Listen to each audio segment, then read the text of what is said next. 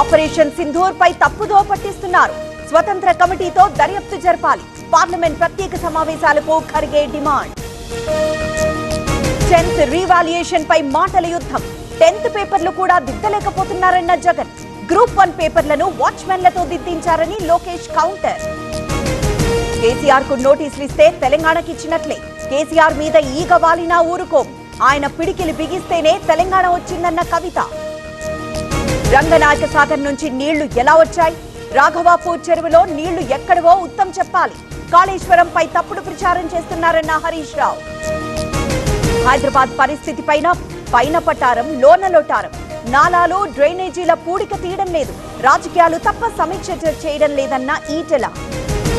2029 నాటికి రాష్ట్రంలో పేదరికం నిర్మూలిస్తాం. P4 విధానం ద్వారా పేద కుటుంబాలను ఆదుకుంటాం. చెయ్యేరులో చంద్రబాబు కామెంట్స్. రేపటి నుంచి ఏపీలో రేషన్ షాపుల పునః ప్రారంభం. పిఠాపురంలో ప్రారంభించనున్న నాదెండ్ల. లబ్ధిదారులకు రేషన్ సరుకుల పంపిణీ. ప్రభుత్వాన్ని నడపడమే కష్టంగా ఉంది. వైసీపీ ప్రభుత్వం 10 లక్షల కోట్లు అప్పు చేసింది. జీతాలకు వడ్డీలకే ఆదాయం సరిపోతోందన్న పయ్యావుల. వరదలప్పుడు రేషన్ వాహనాలు ఉపయోగపడ్డాయి. 1వ తేదీన పెన్షన్లు ఇవ్వాలన్న ఆలోచన జగన్దే. జగన్ను విమర్శించడమే చంద్రబాబు పనన్న చెల్లుపోయిన. సరస్వతి పుష్కరాలు విఫలం చేసేందుకు కుట్ర. అయినా విజయవంతంగా పూర్తి చేశాం. అధికారులను అభినందించిన మంత్రి శ్రీధర్ బాబు. రేపు Telangana BJP work shop. Kishan Reddy అధ్యక్షతన సమావేశం. తాజా రాజకీయ పరిణామాలపై చర్చించే అవకాశం.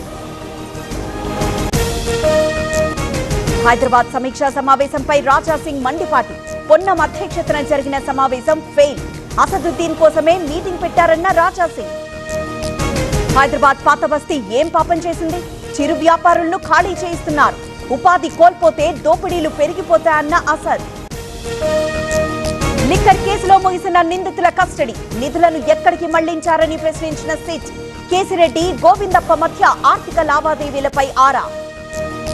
పాలకుర్తిలో తెలంగాణ తల్లి విగ్రహ వివాదం. విగ్రహ ఏర్పాటుకు కాంగ్రెస్ యత్నం. పాత విగ్రహం ఏర్పాటు చేయాలని బీఆర్ఎస్ డిమాండ్. మహిళల ఆత్మగౌరవానికి సింధూర్ ప్రతీక. ఉగ్రవాదులకు జవాబివ్వాల్సిందే. మహిళలకు అహల్యాబాయి ధీరత్వం ఆదర్శమన్న మోదీ. ఉత్తరప్రదేశ్లోని 7 జిల్లాల్లో కోర్టు భవనాలు. 1700 కోట్లతో నిర్మాణం. శంకుస్థాపన చేసిన సీఎం యోగి ఆదిత్యనాథ్. ఈశాన్య రాష్ట్రాల్లో వరదల బీభత్సం. మణిపూర్లో అపార నష్టం. వరద గుప్పిట్లో ఇంఫాల్ నగరం.